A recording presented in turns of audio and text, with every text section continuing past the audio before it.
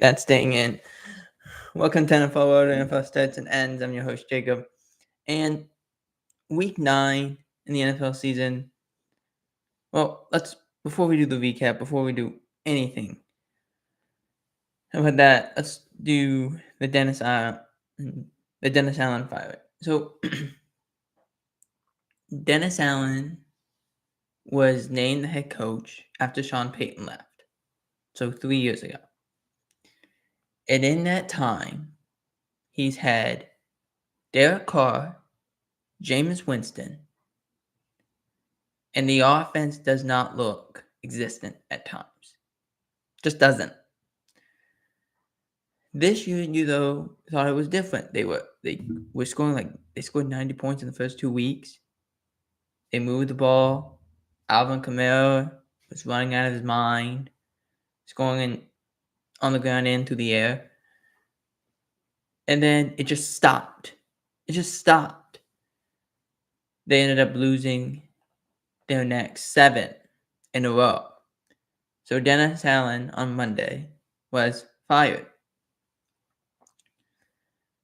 And look, we said this. When Dennis Allen was hired, it was not a good hire. We saw what he did with the Raiders. It wasn't a good hire. They were not good. They were not talented. They didn't move the ball well. And then the defense, I've said this here. I've said it in many places. I've said it in my own life. If you're an offensive coach, the thing I should not have to question is your offense. We will talk about the Cowboys in a little bit. But I shouldn't have to question your offense. If you're a defensive coach, I shouldn't have to question your defense. Dennis Allen, I questioned his defense. Because outside of Demario Davis, and Cam Jordan, who's the one guy? Who's the guy that is doing anything consistently? It's not like Cam Jordan is like 28 years old now. He's like 34, 35. So he's not going to be as good. But Demario Davis is still a great tackler. He's still a great blitzer. He's still great in pass coverage. And no one else does anything. Not consistently anyway. Granderson might be the only one. That's it. That's not good. The offense, look, if I remember correctly, they played Carolina the first week, and they played Dallas the second week. They outscored them 90 points, so I think it was like 40. So they were automatic scoring over like 40 yards every time, nearly. And then you had some injuries, offensive line issues. Shaheed got hurt.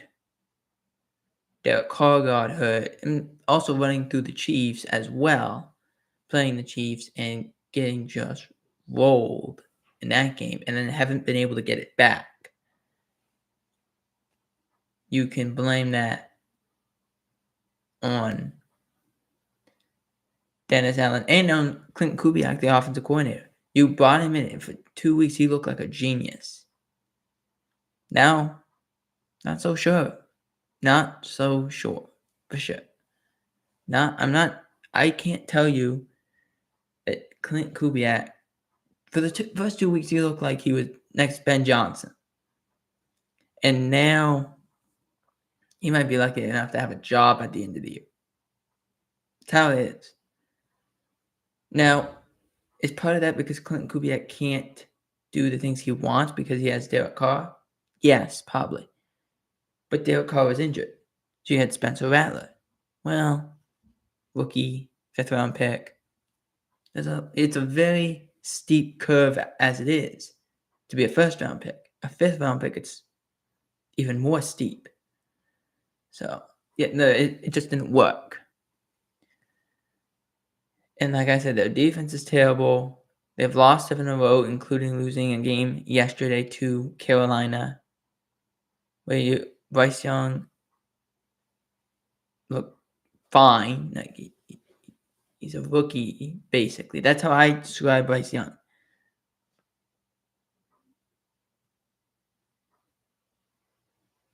That's how I describe Bryce Young at this moment. He's a rookie. Let him learn. And even though he's a second-year player, he was given a second head coach his second year. Third play caller in 2 years. He's a rookie. Let him learn. He's going to make mistakes. Let him learn. And then the Raiders fired Luke Getsy. Look, I was not a fan of Luke Getsy when he was in Chicago. Okay? Because I don't know if you guys remember last year when the Bears played Minnesota. It was like Monday Night Football. It was a third down. I think it was like 3rd and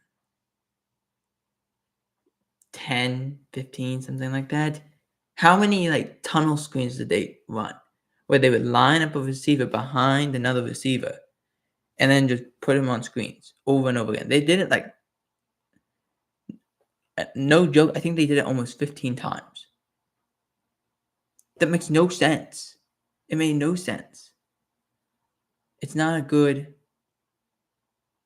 decision. And so he was let go, he was fired, and then he got the Raider job. Well, the Raider offense ain't good either. They are really bad in the red zone. Really bad. Like, I don't even have to describe it. They played the Chiefs a week ago. And that was all you need to know. They got the ball inside the 5 on a pick and couldn't move it at all. Can't explain anything better than that. So I was not a fan of the hire. Luke Getsy is fired. The passing game coordinator, I want to make sure I get the name right. I want to make sure I get the name right.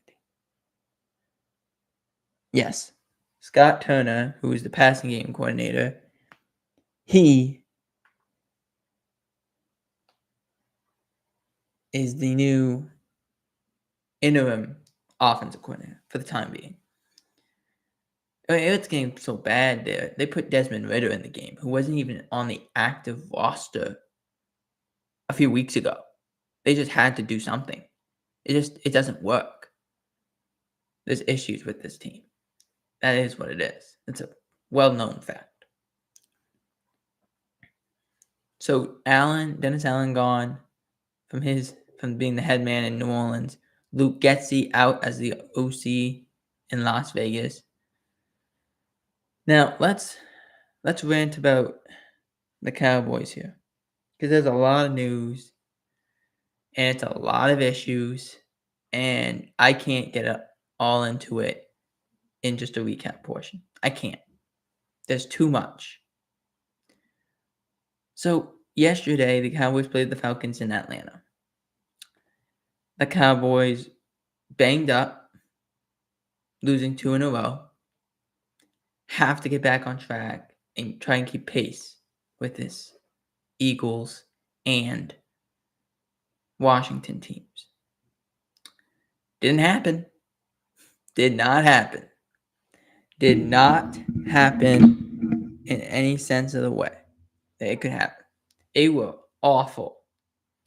Their defense actually played somewhat well in the first few games, or first quarters. First 3 quarters, they played well. The score at halftime was 14-10. Okay. Yes, the defense gave up 2 touchdowns, and the first touchdown, you got a 6'4" corner. Not a 6, I think Trayvon Diggs is 6'2", 6'3", against a 6'4" wide receiver. It's just, even though Trayvon Diggs is a receiver, essentially,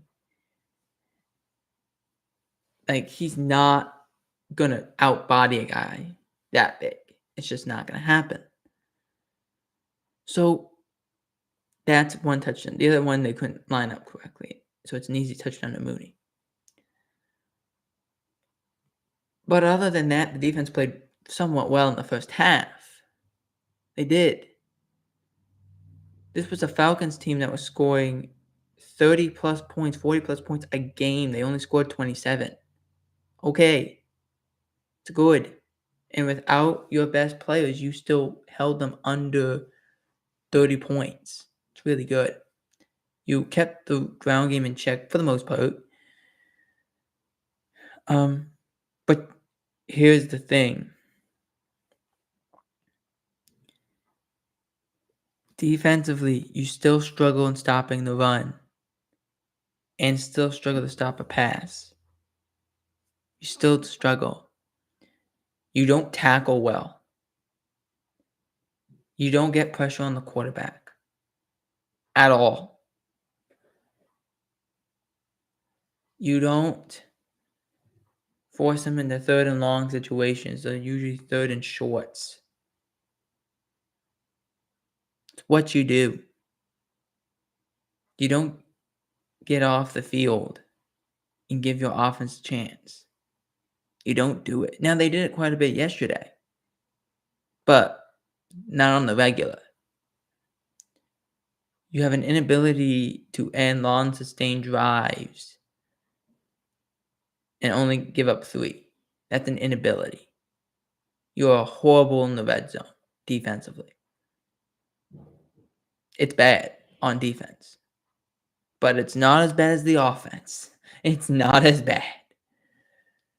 What happened in the offense? Well, you can't run block at all. Rico Dowdle had his best game, 12 carries, 75 yards. I think at 35 in the air too. So that was his best game.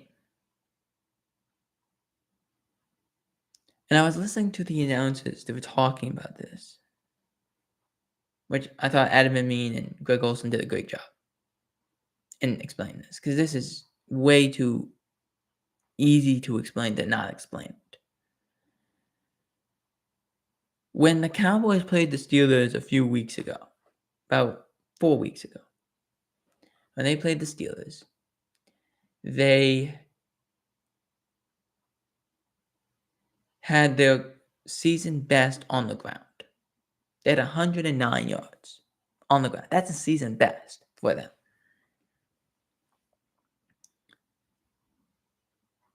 But the thing is, that was a season best, which is so bad. Like, it's bad. Their season best was 100 yards. 109 yards. That was it. Everybody else, they can have 109 yards within 3 quarters. You had 109 yards in a game on the ground. You can't run the ball. You can't pass the ball. You can't pass block. This was the worst defensive line in football. They only had 6 sacks all year. They had 2 within the first quarter. You can't pass block. You can't. You have too many penalties, pre-snap, post-snap penalties. Too many.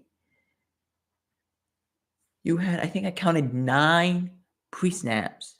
Oh, you had 9 penalties.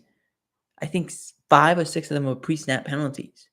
You had a couple holds, but you had pre-snap penalties where you wouldn't line up right. You didn't know how many people were in the huddle.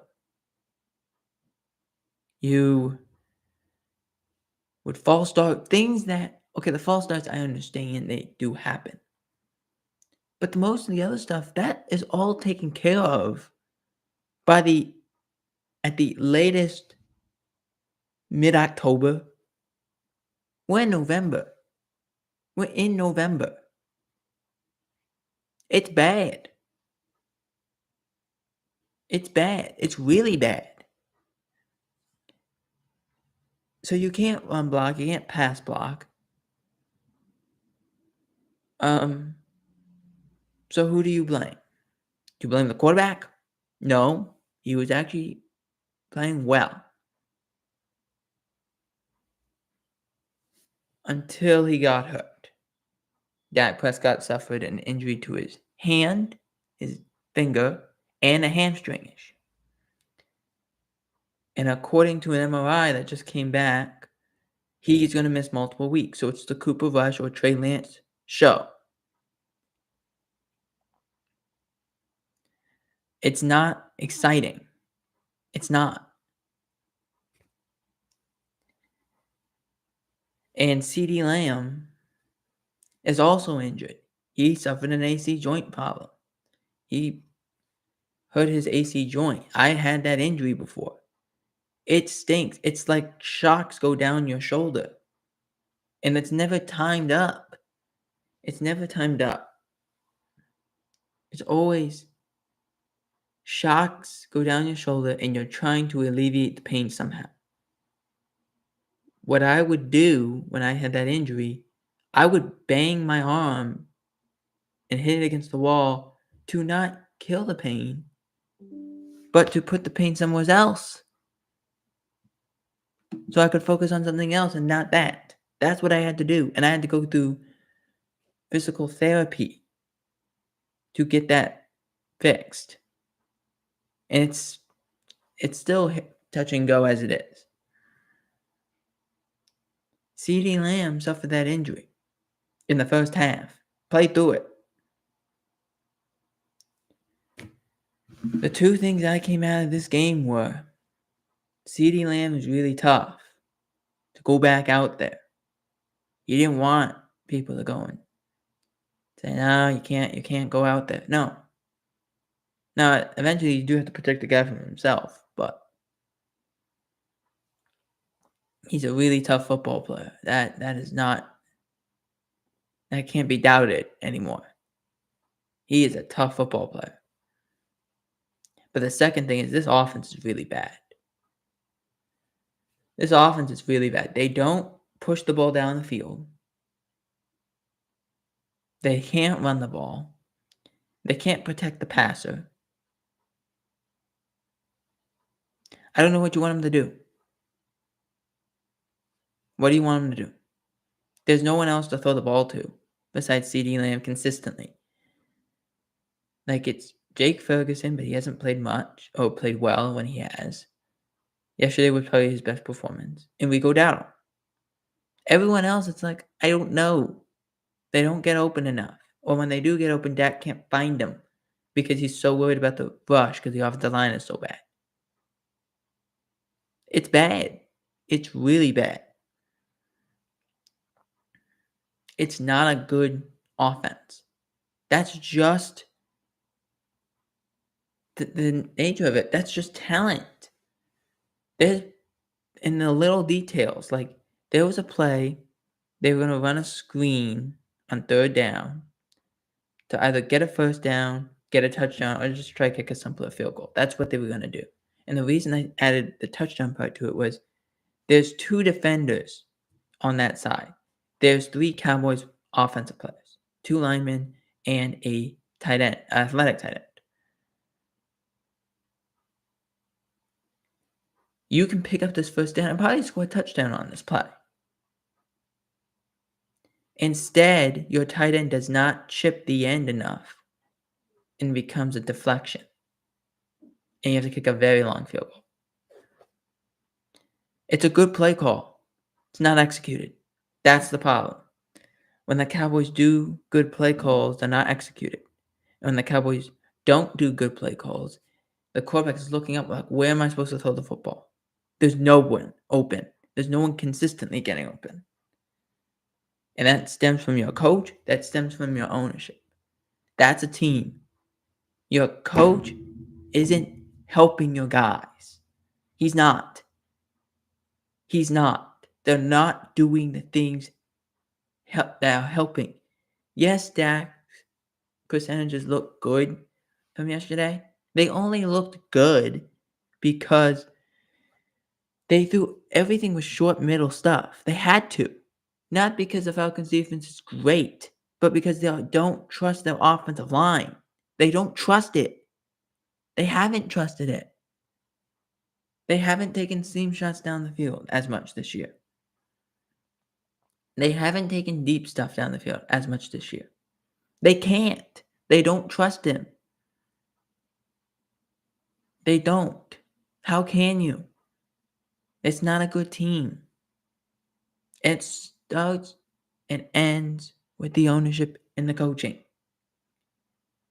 What do you want? And I told you, remember this? I said this a few weeks ago. I said it last week. I say it again. I feel bad for Mike McCarthy. As bad as he has been, I feel bad for him. He was not given a chance this year with the talent he had. He wasn't. They said this is like normally if you say, okay, yes, you're on a 1-year contract, we're not going to extend you. You got to show us. That means, okay, let's get him as much talent as possible so we can see what he can do at full force. This is a Pop Warner team right now. This is Pop Warner. They can't run the ball well. Dak Prescott, this is the truth. Dak Prescott had their longest run of the season yesterday. 22 yards. 22. That's insane. That is insane. And people saying, oh, every running back would fix it. Yeah, probably. Probably. I'm not doubting that. Would they be as good as they are right now? No, probably not. But I'm not, probably. The annoying part of all of this is we get to the offseason. We'll get to some point where the season won't be good and it'll be a downspin. And they'll all go and say, it's on Dak. It's on CD. They have all this money. It's like, no, it's not. And I've explained this to my family members time and time and time again. When you do not pay for people in March, when you do not get people in March and wait and wait and wait and not get the better players, the best players that are available, that still have tread on the tire, you're not going to win as much. You just can't. You can't. Or you won't be able to win the way you want to win. Their free agency signing in March was Eric Kendricks. That's it. That's all they've had. Eric Kendricks was the guy. That's it. That's the frustrating part. Is of all the players that you had or could have gotten, you didn't go and get anybody. You needed help at corner. You didn't want to bring back Stephon Gilmore. You needed help at safety. You didn't get anybody. You needed help at wide receiver. You didn't get anybody. You waited till the draft to get somebody. You didn't get a running back. You didn't draft a running back.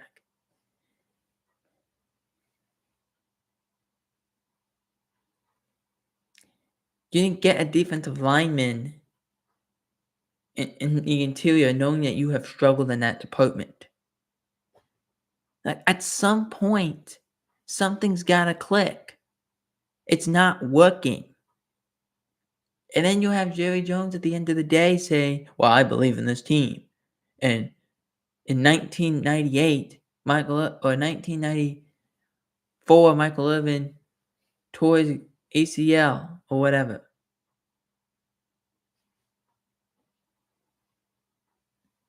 It's like, Jerry, it's not 1994 anymore. It's not. It's 2024. It's 30 years difference. This team isn't very good. It's not. It's not good. It's not a good team. It's a frustrating team. It's an exhausting team. It's hard to watch. And ever since Mike McCarthy's been here, there are things they do that annoy the crap out of me every time, which is they can't run the ball. 5 years they haven't been able to run the football. 5 years. I nearly cried when they ran the ball against Pittsburgh Because I was like, thank God they ran the football and they ran it well. They haven't done that in 5 years. It's gotten worse every year, and this is the far worst year. That is on McCarthy. That is on his offensive line coach, his running back coach. That's on them. And the second thing is, they don't beat good teams. They have one game where they might beat you, and that's it. That's it. And go through it. Go through the list. You can. They have one game, maybe two at most. That's it. One or two. And when you win a division, you're going to get the tougher play schedules. You're going to get the first team schedule. That's what you're going to do. And now that Dak Prescott's out for time, and potentially CeeDee Lamb being out for some time, you have to find something. You can't run the ball. CeeDee Lamb was the only one they were scared of. Legit, this is the truth. So, Dak is making the right play call choices. He is. He's saying there is only so many people in the box. There's 6, 7 people in the box. We have 5, 6 guys right on our offensive line. We should run the football. We should. It's a light box. We should run the football. So they check to a run. And they're hoping, okay, a running back's probably going to have to make one guy miss. And then that's it. Everyone else is bodied. Okay? And then somebody only gets a yard. Because the one guy he was supposed to make miss couldn't. He couldn't make it miss. Or the guys that they thought, okay, we have 6 guys to stop 6 guys. And then the next thing you know, they couldn't. They couldn't. Somehow one guy becomes unblocked. It doesn't make sense. It doesn't. It's ridiculous. And you're going to blame the quarterback and the receiver? You can't. What do you want the quarterback to do? His run game is awful. There's a point of that game where Dak is standing there and it went viral. He said, we suck. We expletive suck. We're not good. We can't do anything. We can't run the ball. We can't pass the ball effectively because we don't have another weapon. And the Cowboys refuse to get him one. They don't have guys to get open, get separation. This has been the issue for the Cowboys every single year. In the Mike McCarthy era, in the Jason Garrett era, they don't have guys that separate. They want the tall guy, the 6'4" guy, who they can throw 50-50 balls to. That's great. Congrats. But you don't have anyone that separates. No one separates. No one can get separation and outrun that in any way. Nobody. Besides CD. That's it. Now your quarterback is out for a few games, which you couldn't afford to happen. But it's now happened. You play. This is your next 4-game schedule. This is your 4-game schedule. Philadelphia, Houston, Washington, Giants. With Dak Prescott, I could say you could win maybe 3, possibly. Now I see you may win 1. You might only beat the Giants. This is not a good team. This is not good coaching. That is all because of the ownership. Because they didn't want to make a decision. Because they don't want to pay people. And Cowboys fans are fed up with it. I'm fed up with it. It's not going well. So let's cut bait now. Cut the fat. Let's go home. It's not going to work. And Jerry's bringing up stuff that happened 30 years ago. Which is fine. Experience is good. History is good because it shows you have the experience. But at some point, you got to cut bait. They haven't. It's the reason why they are. In that game, the Falcons beat the Cowboys 27-20. The game was not that close. It wasn't. At some point, you look at what Atlanta's doing. You look at what Detroit is doing. They've built a program that is good. It's a good program. Whether it's via draft, signing free agents, they've built a good program. Those are the teams that are going to go far. You're not. That's because your ownership does not want to make a decision. They want to. You heard this saying before we move on. You've heard this saying before. They want to eat their cake. They want to. How does this saying go? They want to bake their cake and eat it too, I think is this actual saying. They want to have the glory and eat that. That's what they want. You can't.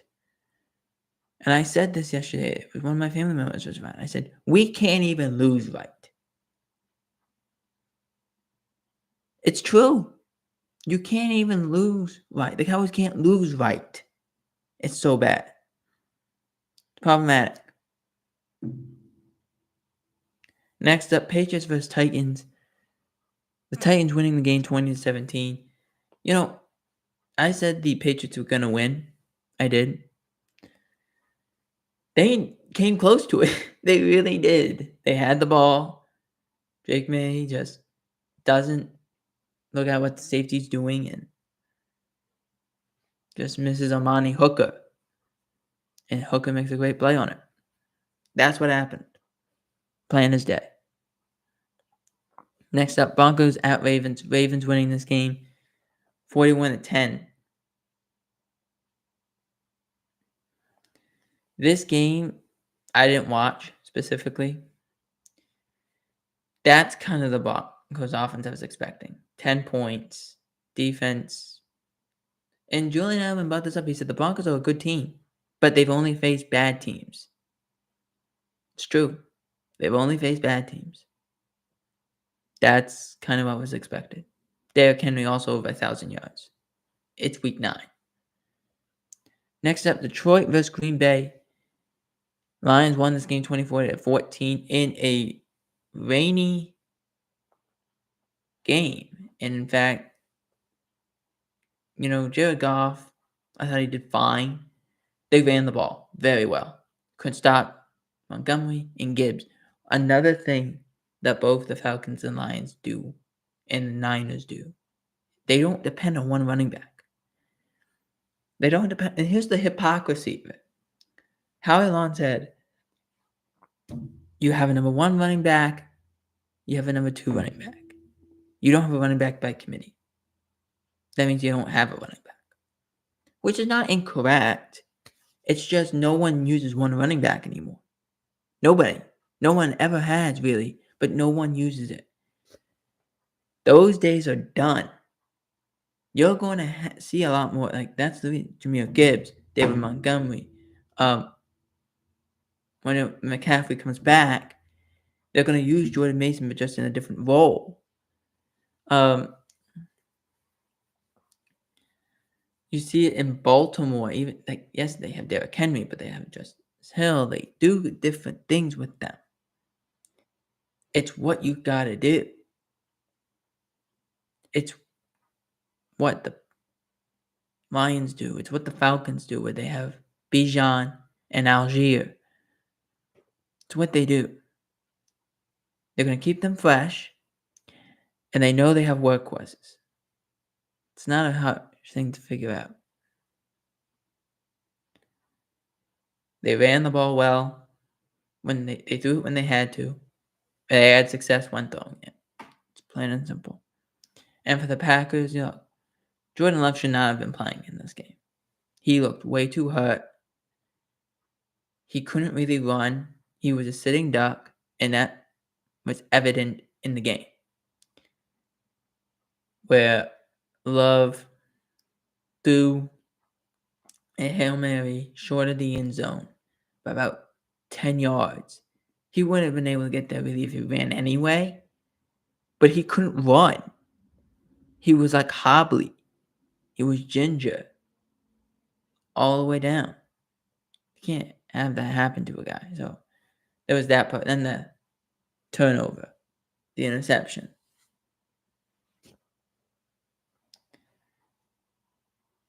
He should not have been out there. Should have been Malik Willis. It was also a rainy day performance. It's what you saw. Run the football, run the football, run the football. The running backs Josh Jacobs had 100 yards in the first half. Explains what kind of game it was. Now, into the news quickly here.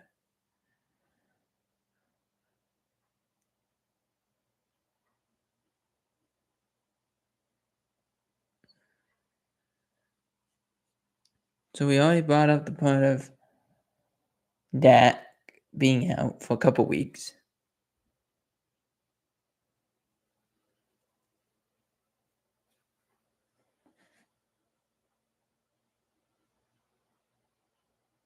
And the fact that of Dennis Allen and Luke Getsy being fired.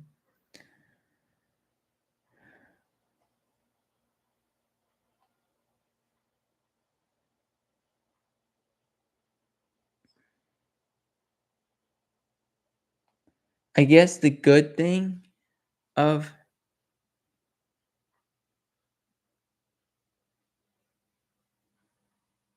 the Cooper Rush going in was he's played before. He's played this Eagles team before. Not the exact same coaches, but he's played them before. The situation won't be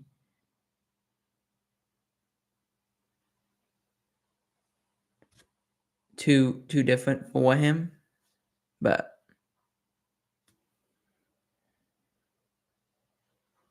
it was just an interesting thing to see.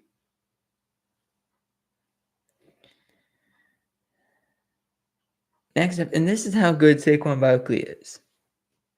Saquon Barkley went and did a hurdle backwards. He jumped up straight in the air, backwards. So typically when you hurdle somebody, they're coming at you one way and you're running towards them and you're jumping over them. That's what you're trying to do.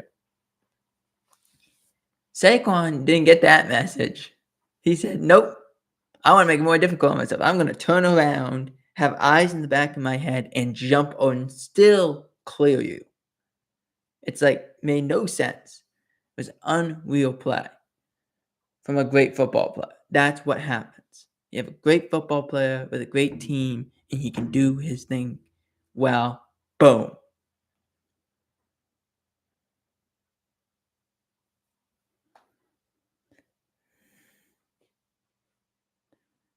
Next up, the Giants are sticking with Daniel Jones amidst struggles as the Giants struggled against the Commanders yesterday to the point that they put Drew Lock in. If I'm the Giants, just put Drew Lock and go at this point. It's not working. The team's not very good, but it's not working. I wouldn't be surprised, actually, if Brian Daboll's fired, but it's not a good team. It's not good of an organization. This is not the direction you need to go in at all. It does not help you. If I understand he's worth $40 million right now, but it's not worth it if you've won 2 games. 2. And the reason you won against Seattle, you had a blocked kick late. Because you probably going to lose that game and then be 1-7 or 1-8. That's how bad you are.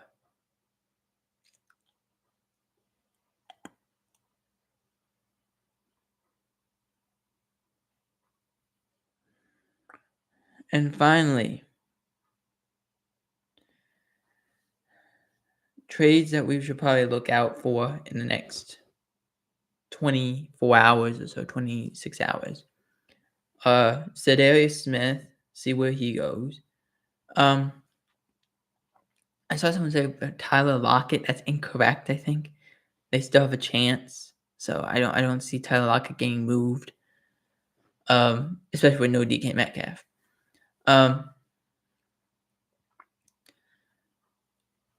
You definitely have to think, okay, what about the Saints? Cam Jordan, is he moved? Demario Davis, is he moved?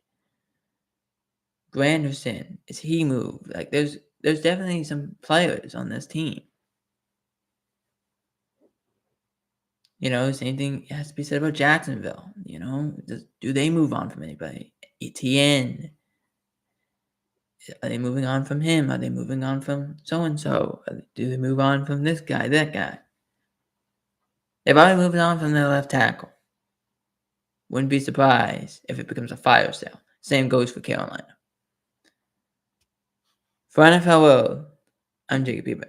Out.